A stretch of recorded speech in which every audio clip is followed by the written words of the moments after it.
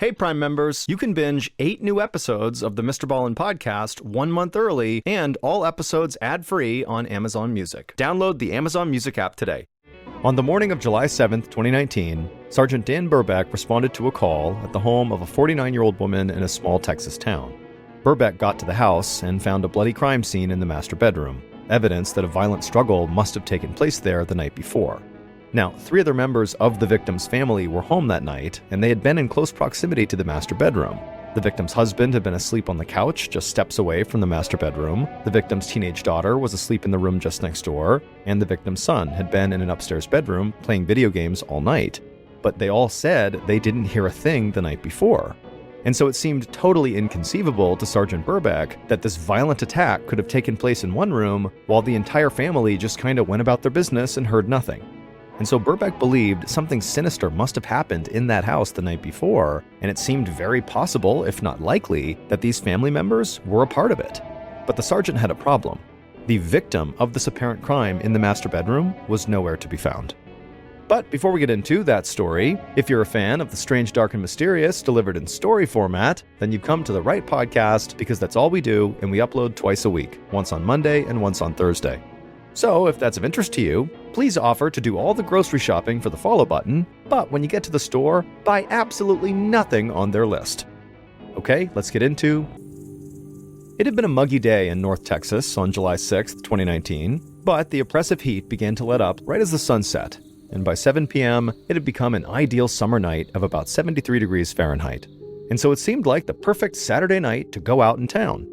But 49-year-old Manuela Allen, known to her friends and family as just Manu, along with her husband Peter, had the house all to themselves that evening. So instead of going out to enjoy the pleasant summer weather, they decided instead to have a relaxing night in, just the two of them, on the couch just watching TV together.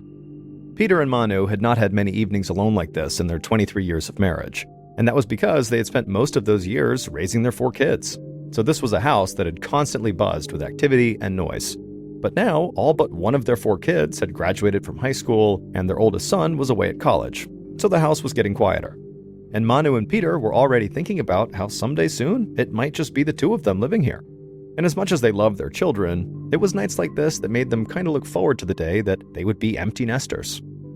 Peter grabbed his glass that contained some vodka from the end table and took a sip, and then he and Manu leaned back on the couch to watch a replay of a Texas Rangers baseball game. Manu loved sports, and while baseball was not her favorite, it would have to do until football season rolled back around. Manu and Peter lived in the small Texas town of Olney with a population of just 3,000 people, and the nearest city with a major football team was over 2 hours away.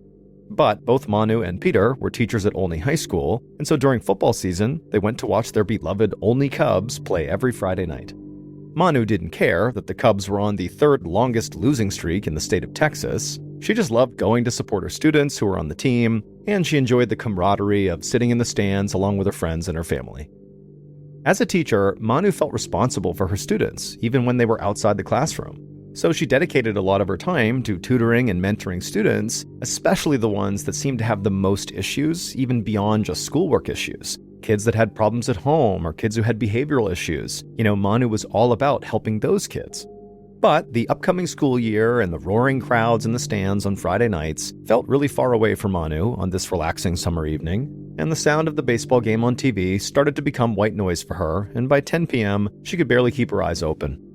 Peter noticed his wife nodding off, and he gently nudged her and asked if she wanted to go to bed. Manu looked over at the clock and said she should get some sleep. Peter gave his wife a kiss, and Manu stood up, and she shuffled down the hallway, entered the master bedroom, and closed the door behind her. Peter would not be joining his wife tonight in the master bedroom. He and Manu had this understanding that on any night when Peter drank, even if it was just one drink, he would have to sleep on the couch. So, with his glass of vodka still half full, this would be one of those nights. Peter continued watching TV and slowly nursing his drink, and he started to feel tired. And then around 11:30, the couple's 20-year-old son, Darian, came home. He let himself in with a key, nodded to his dad, and went upstairs to his own bedroom. But then, around 15 minutes later, there was a knock on the front door. Peter stood up and groaned a bit as he walked bleary-eyed towards the front door. He unlocked it and opened it up. And outside the door stood the couple's 15-year-old daughter, Kiara. She said hi to her dad, walked right past him, and went straight to her room. Peter sat back down on the couch. The couple's 18-year-old daughter, Melanie, was away on a weekend trip with her friends, so she wasn't expected home. And at this point, it was close to midnight, so Peter dimmed the lights, reclined on the couch, and slowly drifted off to sleep while the TV stayed on at a low volume. A little after 8 a.m. the next morning, Peter woke up feeling like he could have used maybe another hour or two of sleep. Now, it was Saturday, and if Peter wanted to, he could keep sleeping, but even on these weekends, Peter just could not seem to sleep in. He just automatically got up. So Peter climbed up from the couch, grabbed his computer, and then went back to the couch to read some news online. At the same time Peter was doing this, his daughter Kiara had just woken up as well, and she was getting ready to go to the gym, but first, she wanted to put her dirty clothes in the washing machine. The Allen house had 5 bedrooms, but it was still a fairly compact house, just a little over 2,000 square feet. And the house was laid out in a way where Kiara actually had to go through her parents' master bedroom, which was right next to her own bedroom, in order to get into the laundry room. So Kiara stepped out of her room and then tried turning the knob to the master bedroom, but she found the door was locked from the inside. Kiara walked down the hall and saw her dad on the computer, and she asked him where mom was, and Peter just said, "Oh, check the master bedroom." Kiara said she already had, and the door was locked. Peter then told his daughter to just go around through the garage, because in their house, the master bedroom had 2 entrances. There was one in the hallway inside of the house, which is the door that was locked, and then the other entrance was through the laundry room on the other side, which connected to the garage. So Kiara stepped outside of the house and went into the garage, and she walked into the laundry room, and then she reached the door that led into the master bedroom, and when she tried the doorknob, it was unlocked. So she swung it open, she stepped inside, and she froze, because what she saw was horrifying. Kiara turned and ran back outside, back around into the main house, ran to her dad and said, "Mom is not in the bedroom," and there was blood everywhere. Peter instantly sprung up, raced outside into the garage and into the master bedroom, and right away he stepped in this big puddle of blood in the carpet, and he looked around the master and there really was blood everywhere, and his wife was nowhere to be seen. Peter instantly thought his wife must be badly injured somewhere, so he ran from the master bedroom, with Kiara now following behind him, back into the garage and then out to the driveway, and that's when he realized Manu's car was gone. Peter turned to his daughter and said, Mom must have hurt herself and driven herself to the hospital. And so Peter called his wife's cell phone, but it went straight to voicemail. So a few minutes later, Peter and Kiara got into his car and they sped to a nearby hospital, thinking that's where Manu's going to be. But when they got there, Peter slowly drove through the parking lot of the emergency room looking for Manu's white SUV, but they didn't see it anywhere. So they parked the car and they went inside the hospital and asked the staff if Manuela Allen had been admitted, and they said no. So Peter and Kiara left that hospital, went to another nearby hospital, but again, Manu's car was not there and the staff said she had not admitted herself. And so Peter and Kiara returned home, and at this point, Peter dialed 911. And he explained to the operator that his wife was missing and there was blood all over her bedroom.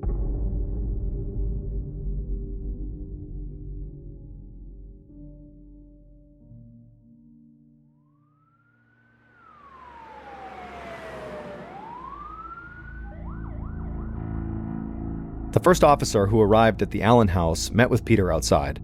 He asked Peter what was going on, and Peter told the officer that he really had no idea. His daughter Kiara had come to him that morning saying their mom was gone and there was blood all over the bedroom, and then he went and checked and he saw the same thing, and then he went out to the driveway and he noticed his wife's car was gone. Peter explained that he and Kiara then drove to 2 hospitals thinking his wife must have gotten hurt and then driven herself to a hospital, but when they got to the 2 hospitals, his wife wasn't there and they said they had not seen her. The officer noticed that as Peter was explaining the story, he seemed totally calm and not shaken or panicked or really showing any kind of emotion, and that just seemed unusual to the officer, considering the circumstances Peter had just described. I mean, his wife, at a minimum, seems to have been gravely hurt if she's not already deceased, and so you would think that would elicit a bigger reaction. But the officer kept that to himself, and instead he had Peter lead him inside the residence to the master bedroom. And the first thing the officer noticed was that the bed had been stripped bare, and there was a bloody pillow on the floor next to the bed. And he did see blood spatter all over the room, across the mattress, the closet doors, and the wall. In fact, there was so much blood that the officer did not believe a person could survive having lost that much of it. And so he wondered to himself why Peter didn't immediately call 911 instead of getting in the car with his daughter and driving around to various hospitals first. It seemed obvious this was an emergency, so why wasn't it treated that way? Then the officer noticed something else on the bedroom floor. It was a knife. And so at this point, it was obvious this was a crime scene, so he asked Peter and Kiara to clear out of the master bedroom and go wait for him on their couch. And so after the father and daughter had stepped out of the room, the officer walked outside and went to the garage. And immediately, he saw bloody streaks on the ground, and he traced them through the laundry room and back to the door of the master bedroom. And he recognized these bloody streaks had to be drag marks. Everything the officer saw painted a picture of a very violent struggle having taken place in the bedroom, most likely sometime during the night. The officer then walked back into the house and observed bloody footprints leading from the master bedroom to the kitchen, right to a spot next to the refrigerator. And so the officer walked into the living room where Peter and Kiara were, and he asked Peter about these footprints and, why would somebody go into the kitchen potentially? And Peter explained that actually his wife kept her keys on a hook right next to the refrigerator, and her keys were gone along with her car. And so at this point, the officer radioed dispatch for help and said the police should now be on the lookout for Manu's vehicle, because clearly either Manu or someone who harmed Manu had taken the keys and taken the vehicle. A few minutes later, Sergeant Dan Birbeck of the Young County Sheriff's Department, along with a couple of local police from Olney, pulled up in front of the Allen house. And the officer who had first arrived on scene walked up to Birbeck and briefed him on what he had seen. After being briefed up, Sergeant Birbeck immediately walked into the Allen house and told Peter and Kiara that they would need to step outside. As Peter and his daughter walked out onto the porch, Peter told Birbeck that actually one of his other kids was still in the house upstairs. So Birbeck told the father and the daughter to stay outside, and then Birbeck walked into the house and upstairs to a second-floor bedroom, opened the door, and found 20-year-old Darian inside with his headphones on playing video games. Birbeck asked Darian to come outside with him, and Darian, who looked very confused, asked what was going on here. But Birbeck just said he needed Darian to leave the house right now. So Darian just did as he was told and stood up and followed the detective downstairs, and then he, along with Birbeck, joined Peter and Kiara outside on the porch. Once they were out there, Birbeck began questioning them, starting with the husband, Peter. Birbeck asked Peter, why did you sleep on the couch that night instead of in your bed with your wife? Peter explained the agreement he had with Manu, that whenever he drank, no matter how much, he would sleep on the couch. Now, Sergeant Birbeck kept this to himself, but right away he wondered, why would you have that agreement in place? Was Peter like a maniac when he drank? Did he get violent? What was going on here? Birbeck then proceeded to ask each member of the family if they had heard anything unusual during the night before, because Birbeck assumed someone in the house must have heard something considering the crime scene in the master bedroom. And the couch where Peter slept was only about 20 steps away from the master bedroom. Kiara was in the bedroom right next door to the master bedroom, and Darian was right above it in the upstairs bedroom. It just seemed impossible that such a violent struggle could have taken place with them not hearing anything. But Peter said he really heard nothing, aside from the sound of an engine, which he thought could have been his wife's SUV, starting up around dawn. And he said the sound actually woke him up, but he went right back to sleep and figured it was not a big deal, whatever it was. Birbeck asked Peter, is it normal for your wife to just get up and leave in the middle of the morning like that? Like, didn't you think to maybe ask her where she was going? Peter replied that it was not his job to keep tabs on his wife. Darian, who had been upstairs, said the whole night he had had his headphones on and was playing video games. The only thing he said he heard over the course of the whole night was a rustling sound coming from the kitchen, sometime between maybe 3 and 5 a.m., but he figured it was just his dad maybe getting a snack. And then Kiara, who was in the room right next door to where her mother appeared to have been in some life and death struggle, said she really had heard nothing. Absolutely nothing. Now, Birbeck, by this point, looked totally stunned by their answers, and so Kiara, who kind of picked up on his suspicion, she quickly explained that she had been out that night, and when she got home, she went straight to her room, slipped into her bed, put her earbuds in, which would have nullified the noise, and she FaceTimed with her boyfriend. And then after the call, she fell asleep still with the earbuds in her ears, which again could have prevented her from hearing anything. Birbeck didn't know what to believe here, but he just still felt like something was off. Maybe these family members know more than they're letting on. But he obviously had no proof, and so Birbeck told the family that, when he was done here at the house, he wanted them to come to the station so he could speak to them further. It was around this time that Lieutenant David Wilk was driving past the Allen family house when he saw the yellow crime scene tape stretched out around their property. Now, Lieutenant Wilk worked for the sheriff's department that was the next county over, so he had no idea what this crime scene tape was about, but he did know the Allens personally. In fact, his son was a football player at Olney High School, and the boy adored Manu. So Lieutenant Wilk just really liked the Allen family, and seeing the crime scene tape, it just made his stomach drop, because he knew, obviously, something bad had happened. Wilk immediately pulled over, got out of his car, and introduced himself to a local police officer he saw standing outside of the residence. And Wilk asked the officer, what's going on here? And the officer told Wilk that Mrs. Allen was missing, and it didn't look good. Wilk asked if there was anything he could do to help, and the officer told him that actually right now, other patrol units were out looking for Manu's white SUV, and so if Wilk wanted to, he could join in that search. And Wilk said yes, where should I look? And the officer suggested that maybe he explore the recreational area around Lake Cooper, which was a very popular swimming hole about 8 miles north of town. And so the officer gave Lieutenant Wilk a description of Manu's vehicle and her license plate number, and then Wilk left, got back in his car, and began driving north until he reached the lake area. There, he pulled into the recreational area and began driving along the perimeter of the lake. And as he approached a boat ramp, something on the other side of the lake near the dam drew his attention. It was a white SUV, just like Manu's missing vehicle. And so Lieutenant Wilk parked, got out of his car, and walked around the lake to where this white SUV was parked. And as Wilk got closer to it, he could see there was nobody in or around the SUV. He could also see that the SUV appeared to be stuck on a large mound of dirt, with all 4 wheels kind of hovering off the ground, as if somebody had driven it there, gotten it stuck, and then left. Wilk approached the driver's side of the vehicle, and he noticed there were brown smears near the door handle. He leaned in closer, and he saw that these smears were clearly bloody fingerprints. So immediately, Wilk turned on his body camera and proceeded to film and photograph the car, both outside and in, and also the area around it. And then when he was done, he decided to just go ahead and search the whole area, because obviously, this could be connected to Manu, and maybe she was out here somewhere. And so Wilk walked towards a fence that was a short distance away from the car, and then once he got there, he turned around and just began scanning the entire area. And that's when something else caught his eye. It was something off in the distance, beneath a thicket of trees. It looked sort of like a pile of laundry on the ground. Wilk began walking towards it, and as he did, he realized this was not just some pile of laundry. It looked like it was the outline of a white bed sheet, and very clearly this sheet was wrapped around something fairly big. And so Wilk picked up his pace a bit, and as he got closer, he began to see there were bloodstains on the outside of these sheets, and then when he was right on top, it was obvious that there was a dead body wrapped up inside of the sheets. Wilk had a sick feeling because he was sure the person who was inside of these sheets would be identified as Manu. And so he called into the Young County Sheriff's Department and said he'd found a dead body, and it was almost certainly the one they were looking for.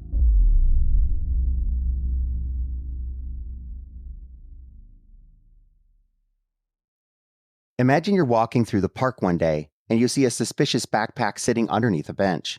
You report it to the police, and upon investigating, they discover 2 live pipe bombs inside. You rush to clear the area before they explode, saving countless lives and preventing injury. Everyone declares you a hero for a fleeting moment until everything changes and you are declared the prime suspect. This was the story of security guard Richard Jewell. After the Centennial Park bombing killed 1 person and wounded more than 100, public pressure and a media witch hunt pushed a desperate FBI to find a suspect. Despite obvious holes in the case and unethical tactics used by the FBI, security guard Richard Jewell was under pressure to confess. I'm Aaron Habel. And I'm Justin Evans. Join us as we explore the aftermath of the 1996 Centennial Olympic Park bombing in the newest season of our podcast, Generation Y, the Olympic Park bombing. Follow Generation Y on the Wondery app or wherever you get your podcasts. You can listen to Generation Y ad-free right now by joining Wondery Plus. If you're listening to this podcast, then chances are good you are a fan of the strange, dark, and mysterious.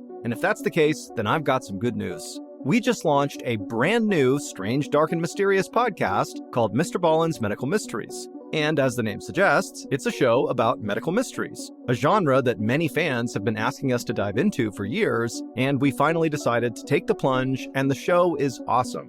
In this free weekly show, we explore bizarre, unheard of diseases, strange medical mishaps, unexplainable deaths, and everything in between.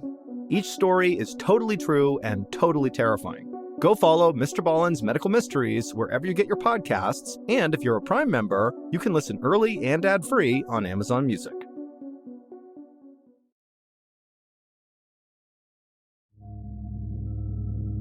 Back at the Allen house, Sergeant Birbeck heard about the discovery of a body on his radio, and so now that this was officially a homicide case, he reached out to the state police, known as the Texas Rangers, for help. He arranged for Peter, Kiara, and Darian to be taken to the nearest Texas Ranger station, and then he got into his cruiser and drove down to the lake as other county and state police headed that way as well. Birbeck arrived at the lake, and Lieutenant Wilk led him to the body that was still wrapped in the sheets. Since Wilk was not working the case in any official capacity, he'd left the body as he'd found it.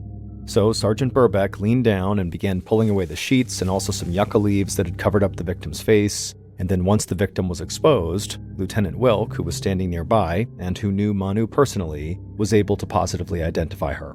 Manu was deceased. Birbeck and a few of the other officers who had arrived put up crime scene tape while they waited for a forensics team to get there. Birbeck turned to one of the officers and shared his opinion that the killer was almost certainly someone Manu knew. He pointed out that the violence inside of her home was so brutal that it just seemed personal, and also the fact that her face seemed to be covered up with leaves when they found her, well, that was something he'd seen before when the killer was someone close to the victim. Then Birbeck radioed the Texas Rangers down at the station where he'd sent Manu's family, and one of the Rangers broke the news to Peter that unfortunately his wife's body had been found. Now, by this point, Peter and Manu's oldest daughter, Melanie, had returned from her overnight trip, and their oldest son had also come back from his college campus, and so they were also with Peter and Kiara and Darian at the station. And so the Rangers watched Peter closely as he turned and told the 4 children the news about their mother. The 2 oldest immediately broke down and cried, and Kiara, who had first discovered the blood in the bedroom, collapsed to the floor. But Darian, who said he'd been up all night playing video games, didn't break down. He just walked away and sat in a corner by himself. The Rangers noticed this and actually went to another room to talk about how odd it was that Darian had not started crying and had just sort of sat down. So they decided Darian should be the first person they speak to. And so a few minutes later, one of the Rangers sat down with Darian in an interview room and asked him how he had been getting along with his mother in recent weeks. And Darian admitted that he and his mother had actually been arguing a lot about his college plans. Darian was 20 years old, but he spent basically all of his time in his room playing video games. Now, Darian was perfectly fine with that. He figured he would get his life together at some point, but Manu wanted him to act now, to go enroll in college. But Darian said he didn't want to go back to school and just sort of wished his mom would leave him alone. After this, the Ranger just asked Darian point blank if he had anything to do with his mother's death. And Darian was immediately adamant that no, he would never hurt his mom. So the Ranger asked him if he would consent to being fingerprinted, and Darian said yes, of course. Peter was the next to be interviewed, and he was unemotional just like he had been with police at the house. The Ranger thought this was strange, so he pointed out that Peter seemed to be handling the situation quite calmly. Peter explained that his background was he had been in the Army as a part of their Special Forces unit, the Green Berets, and so he had been trained to keep cool under pressure, and that was just what he was defaulting to. But Peter clearly understood what the Ranger was hinting at here, that he was suspicious of Peter, so Peter quickly added that of course he wanted justice for his wife here. And then after that, Peter said very calmly that he also owned a whole lot of firearms and a whole bunch of ammunition, and he'd make sure his wife's killer saw justice one way or the other. The Ranger just stared at Peter for a second, not convinced if Peter really was being genuine about potentially going out and seeking vigilante justice, or if maybe this was just performative, that this was Peter's way of kind of acting out his emotions. And so the Ranger decided to just kind of move on. And he asked Peter, you heard that car start sometime in the morning and you believed it was your wife's car. How did you hear that noise? How did that wake you up? But the violent attack on your wife in your bedroom just down the hall didn't wake you up. Peter said he couldn't really offer an explanation, but he did offer a theory, which was that maybe Manu's killer put their hand over his wife's mouth. Sometimes violent struggles are silent, he said. The Ranger couldn't help but just shake his head. At this point, the Ranger was starting to feel like Peter had already thought of an answer for everything, like he had prepped for this interview. The pair spoke for a bit longer, kind of rehashing details, and then at some point the Ranger thanked Peter for coming in and told Peter that somebody would follow up with him soon. After that, the Rangers would speak to the 2 oldest Allen children separately, and then finally, after the longest day of their lives, the Allen family were told they could go. However, they were told they were not allowed to return to their home because their house was now a crime scene. So Peter made a few phone calls, and a friend agreed to let them stay at his Airbnb until they could go home.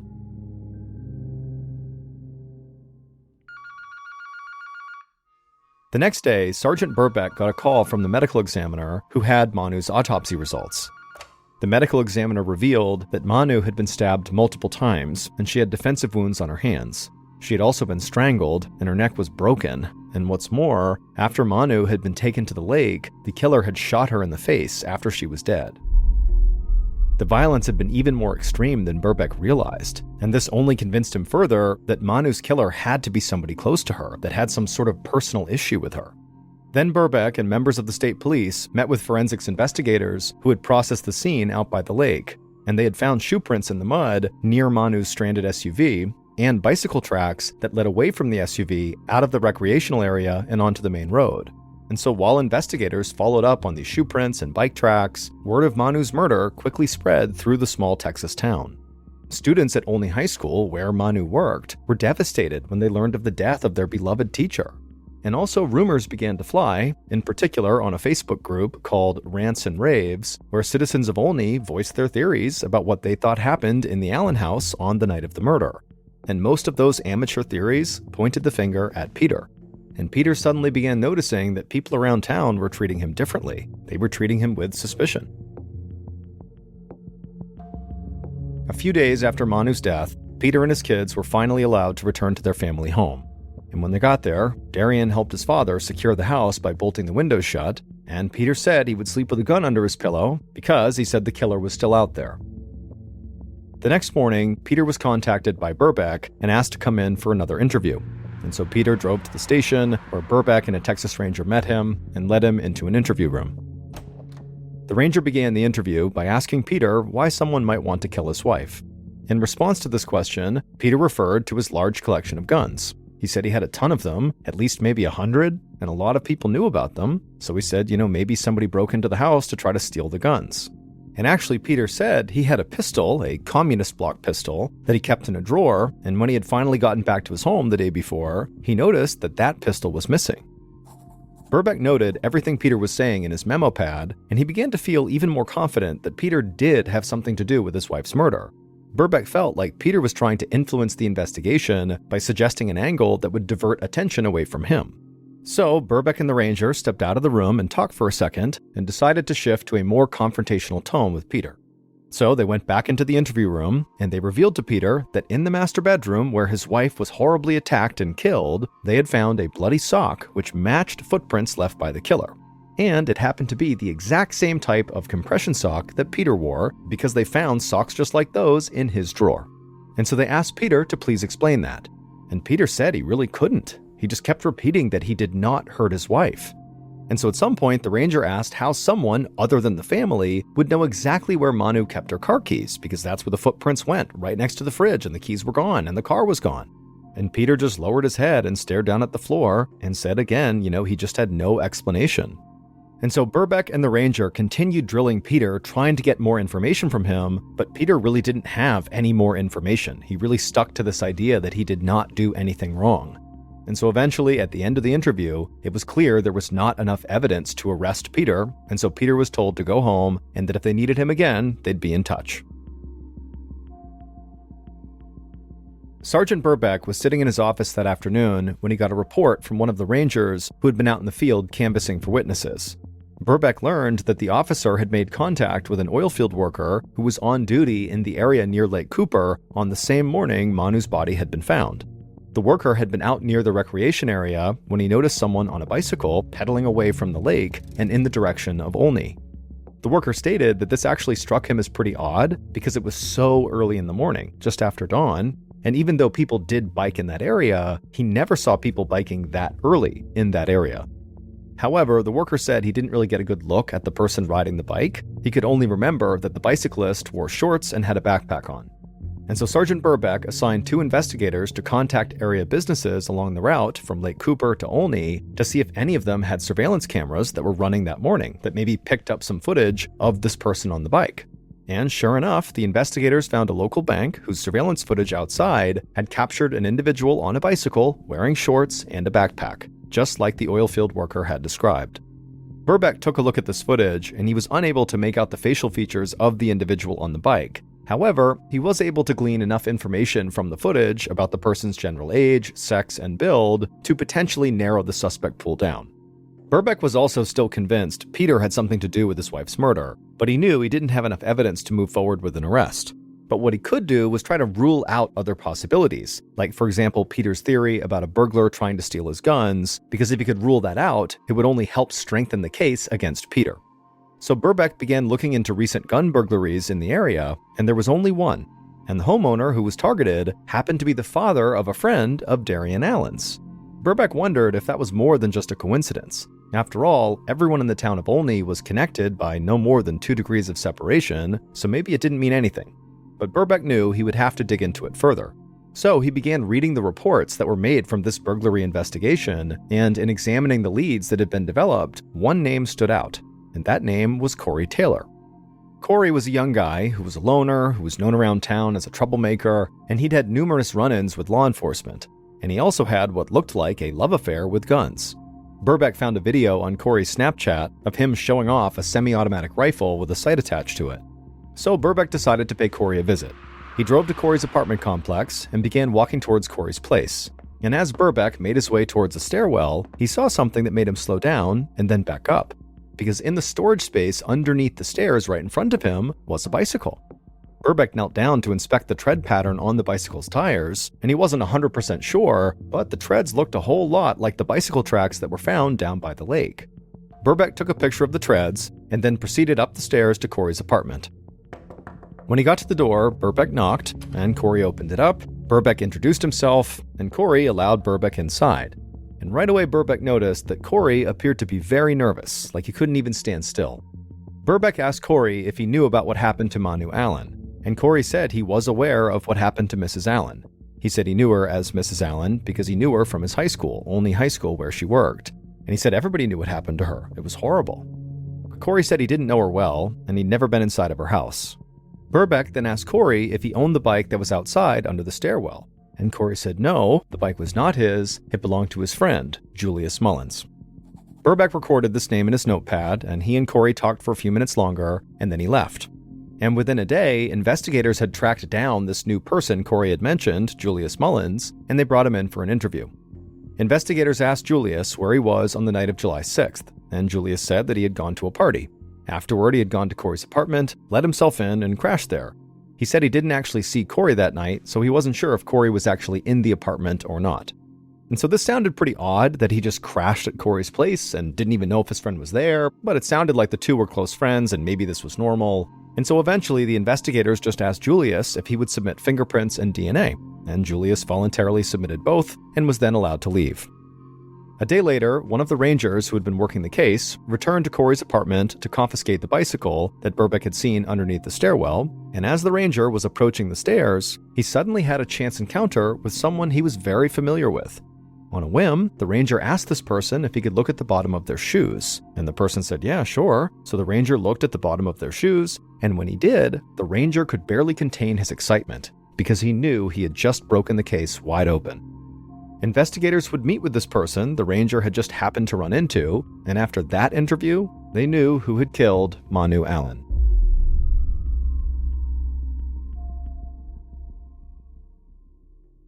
Here is a reconstruction of what police think happened to Manu Allen in the early morning of July 7th, 2019.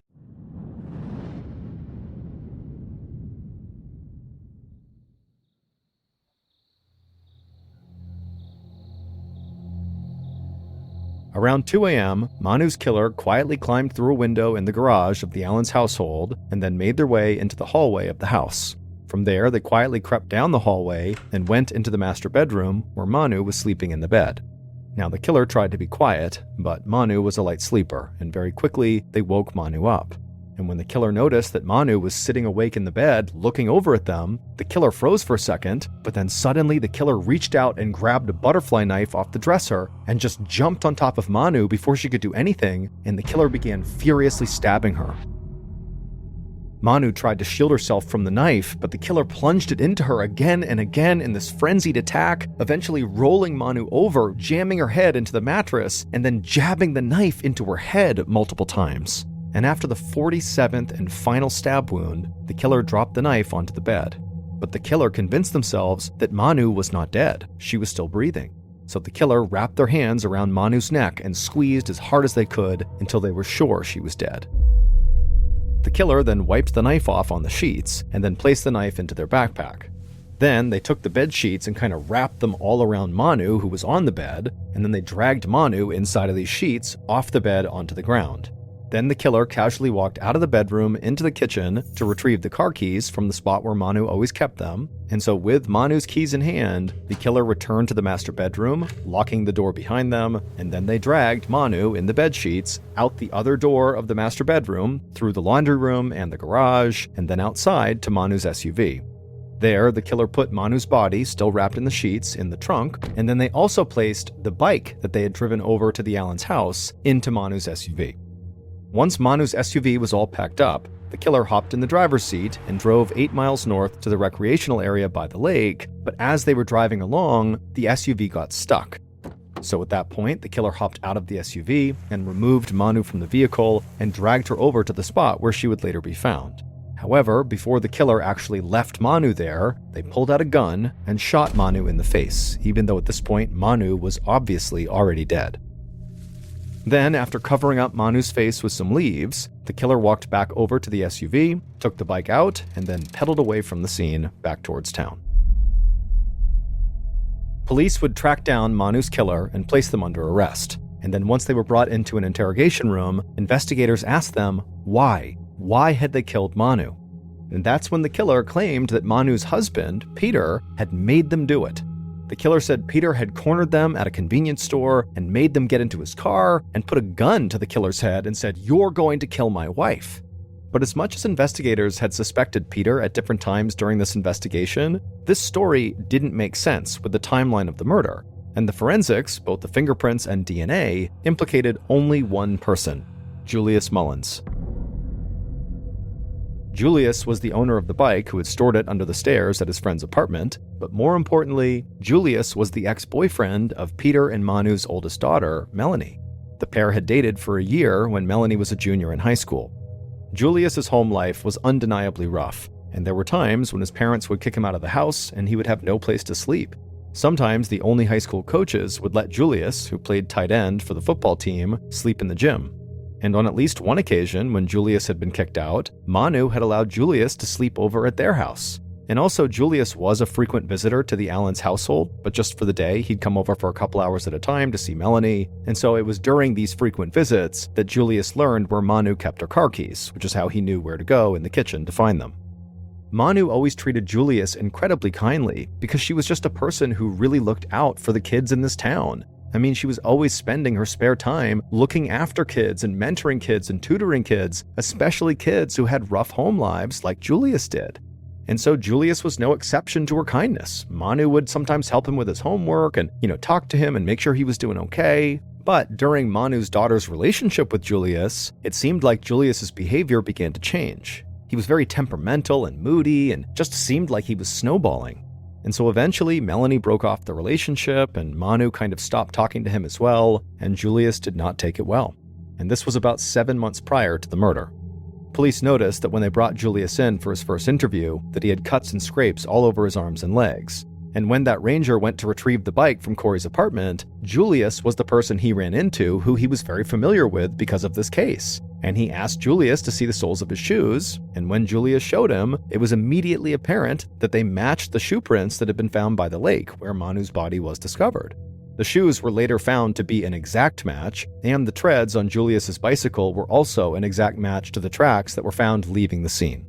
Investigators also performed a sound test at the Allen residence, with one ranger in the master bedroom and the other on the couch where Peter had been asleep, and they turned the TV on in the living room to a low volume, as it had been the night Peter fell asleep on the couch and Manu was later murdered. And the ranger in the master bedroom shouted and yelled and made all this noise, and the ranger in the living room could not hear a thing.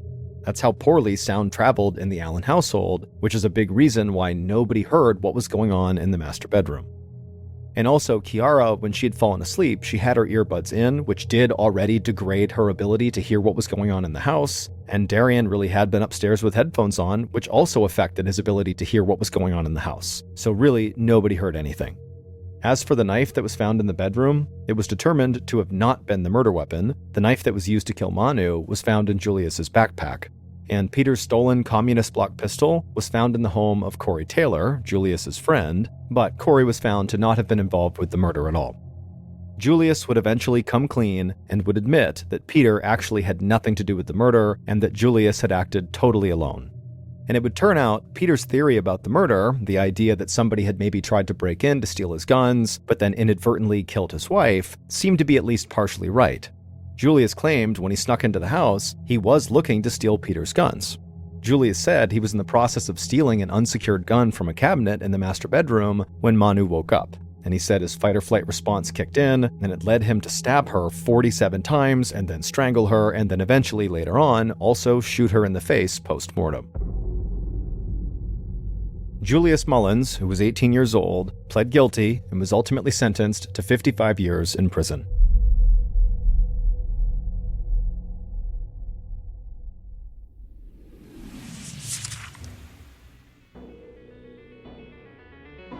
Thank you for listening to the MrBallen podcast. If you enjoyed today's stories and you're looking for more strange, dark, and mysterious content, be sure to check out all of our studio's podcasts. They are this one, of course, MrBallen Podcast, and we also have MrBallen's Medical Mysteries, we have Bedtime Stories, and also Run Fool. To find those other podcasts, all you have to do is search for Ballen Studios wherever you listen to your podcasts. To watch hundreds more stories just like the ones you heard today, head over to our YouTube channel, which is just called MrBallen. So that's going to do it. I really appreciate your support. Until next time,